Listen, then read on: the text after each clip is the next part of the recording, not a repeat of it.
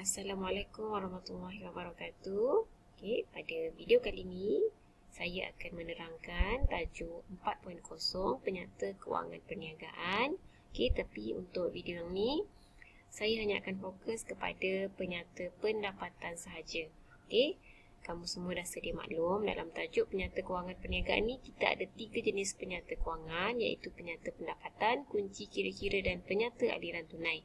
Okey, untuk kali ni, video yang ni cikgu akan fokus kepada penyata pendapatan sahaja. Okey, jom kita mulakan.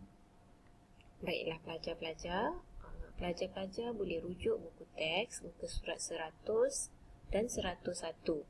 Okey, untuk video ni cikgu gunakan contoh dalam buku teks untuk lebih jelas. Okey, pelajar juga digalakkan untuk rujuk buku nota juara yang kamu dapatkan daripada cikgu Sakura tu ya.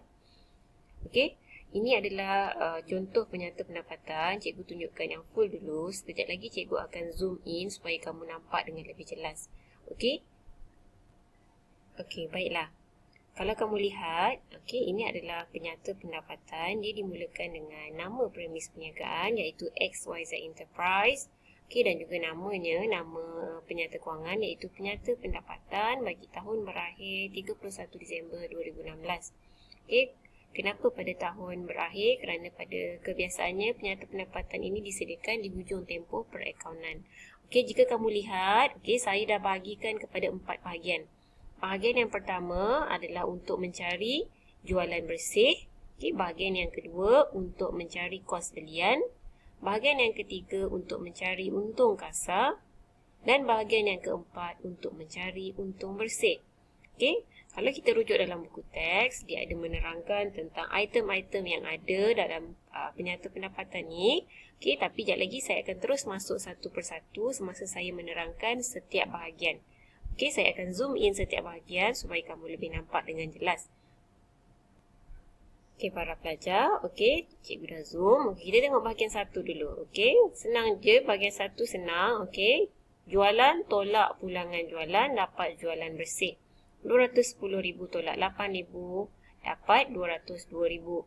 Okey, jualan ialah hasil perniagaan kita. Tolak dengan pulangan jualan ialah pulangan barang niaga kita yang telah dipulangkan oleh pelanggan kita kepada kita, mungkin disebabkan oleh barang tu dah expired ataupun barang tu ada reject. Jadi pelanggan kita pulangkan balik. Jadi barang tu tak jadilah kita jual, sebab itulah kita rekodkan dia tolak pulangan jualan. Jadi untuk dapatkan jualan bersih, berapa kita punya jualan bersih kita kena tolakkan berapa jualan kita yang telah dipulangkan semula oleh customer kita, iaitu 8,000. Okey, akronim dia Johan pukul Juli. Jualan, tolak, pulangan, jualan.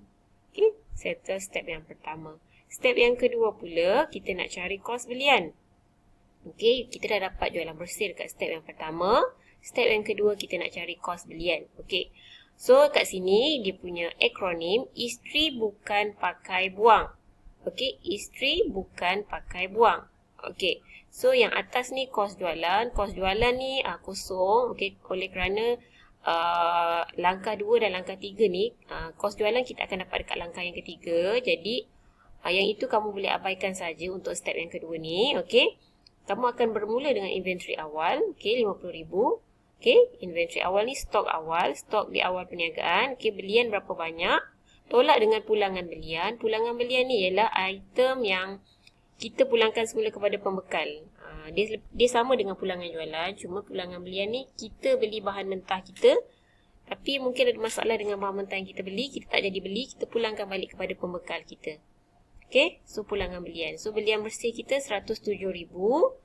Lepas tu kita tambahkan semua dengan kos-kos belian yang lain, iaitu angkutan masuk, upah atas belian, insurans atas belian dan duty import. Okey, yang ini cikgu ringkaskan dia menjadi adui. Okey, adui tambahkan dengan adui ni. So kita dapat dekat sini kos belian. So ini adalah step untuk mencari kos belian. Belian bersih. Tolak dengan belian, tolak pulangan belian, dapat belian bersih. Tambah dengan adui ni, dapat kos belian. So step untuk mencari kos belian, cikgu ulang sekali lagi. Okey, belian, tolak pulangan belian, tambah belanja atas belian yang adui ni. kamu akan dapat dekat sini 124,000 ni adalah kos atas belian. Kos atas belian. Okey, dia punya akronim isteri bukan pakai wang. Adui, kau. Kau adalah kos belian. Okey, cikgu ulang sekali lagi. Isteri bukan pakai wang. Adui, kau. Okey, so sampai situ untuk mencari kos belian. Okey, untuk mencari untung kasar, step yang ketiga untung kasar, rumus dia jualan bersih tolak dengan kos jualan. Ni yang saya cakap tadi dekat sini ni, kos jualan. Sebab dalam step yang kedua, kita tak dapat lagi kos jualan. Okey, sebab kos jualan, jualan bersih tolak kos jualan. Okey, so bila kita dapat kos belian dekat langkah yang kedua, okey, kita kena tambahkan stok awal kita 50,000. Okey, tambah dengan kos belian, barulah kita dapat kos barang untuk dijual. Belum dapat lagi kos jualan Okey, kita tolakkan dengan stok akhir, inventory akhir, stok di akhir perniagaan kita, di hujung tahun tempoh perakaunan kita, ada berapa lagi baki stok kita, iaitu stok akhir lah kita panggil. 59,000, kita tolakkan kos barang untuk dijual, tolak dengan inventory akhir, barulah kita dapat kos jualan iaitu 115,000. Macam mana cara nak dapat kos jualan? Okey, inventory awal. Okey, inventory awal. Okey, tambah dengan kos belian, kita dapat kos barang untuk dijual. Tolak dengan inventory akhir, dapatlah kos jualan. Okey, so kat sini sebenarnya langkah ketiga ni kita dapat dua benda lah, kos jualan dan juga untung kasar. Bila kita dah dapat kos jualan, barulah kita boleh kira untuk untung kasar. Jualan bersih yang mana? Jualan bersih yang ni. Step 1 tadi kita dapat jualan bersih kan, jualan tolak pulangan jualan. Jadi jualan bersih 202,000 tolak dengan 115,000 kos jualan, dapatlah untung kasar 87,000. Sekiranya nilai 87,000 ni negatif, maka kita dapat rugi kasar. Okey. Okey, akronim untuk bahagian ni ialah kalau insaf kau untung. So untung dekat part 3 ni ialah untung kasar. Okey, kita dah sampai part yang terakhir, part 4, iaitu untuk mencari untung bersih. Okey, bila kita dah dapat untung kasar, senang saja. Rumus seterusnya, untung kasar tambah hasil tolak belanja dapat untung bersih. Jadi untung kasar yang kita dah dapat daripada step 3 tadi, tambahkan dengan hasil perniagaan kita. Ni contoh hasil, kat sini ada dua. Satu komisen diterima, yang kedua faedah simpanan. So hasil yang kita terima dekat bahagian bawah ni adalah hasil selain daripada perniagaan utama kita. Contoh kalau kita buat keripik pisang, kan? Okay, hasil kita jual keripik pisang tu, hasil tu ada dekat step 1 ni. Yang ni ni hasil jualan. Jadi hasil yang dekat bahagian bawah ni adalah hasil selain daripada bukan aktiviti utama perniagaan kita. Contohnya kita dapat komisen, kita ada buat sewa, kita ada melabur, kita dapat dividen, faedah untuk perniagaan kita. So masuk dekat bahagian hasil ni. Okey.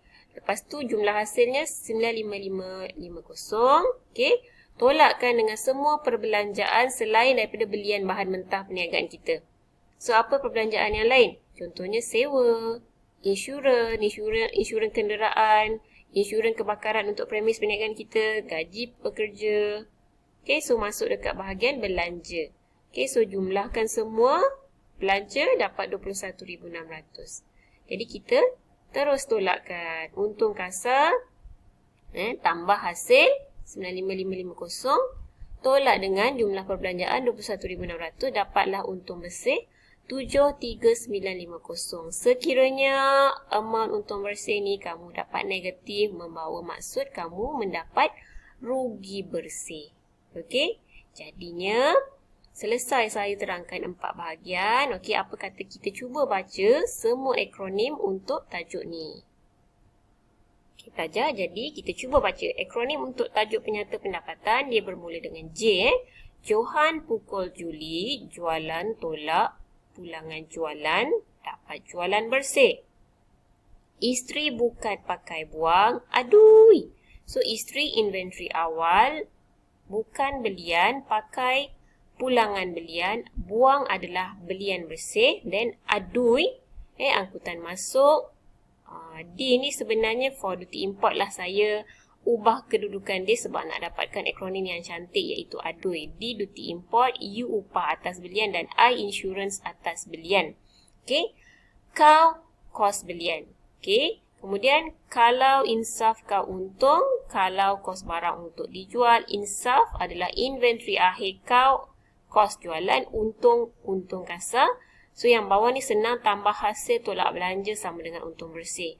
Jadi saya ulang sekali lagi, full akronim. Johan pukul Juli. Isteri bukan pakai buang. Aduh. Kau kalau insaf, kau untung, tambah hasil tolak belanja sama dengan untung bersih. So ini full akronim. Akronim ni sebenarnya bukan saya lah yang cipta. Sebenarnya akronim ni saya dapat daripada kawan saya daripada Sekolah Menengah Jawahir Al-Ulum. Okey, jadi saya kongsikan dengan kamu untuk memudahkan kamu semua. Okey, jadi apa yang perlu kamu ingat untuk penyata pendapatan ni? Okey, biasanya soalan keluar, dia akan bagi penyata pendapatan ni, tapi dia akan tepuk-tepuk tau. Dia akan kosongkan bahagian jualan bersih, kosongkan angka-angka ni kat mana-mana bahagian yang dia nak kosongkan. Kemudian dia suruh kamu teka apakah item yang ada dekat tempat yang dikosongkan tu. Okey, jadinya pentinglah untuk kamu hafal butiran-butiran yang ada dekat dalam penyata pendapatan ni. Okey, kamu juga perlu faham cara kira. Okey, so saya ulang sekali lagi untuk kali yang terakhir. Part yang pertama kita nak cari jualan bersih. Part yang kedua kita nak cari kos belian. Part yang ketiga ni nanti saya tambahlah. Part yang ketiga ni sebenarnya ada dua benda yang kita nak cari. Yang pertama kita nak cari kos jualan.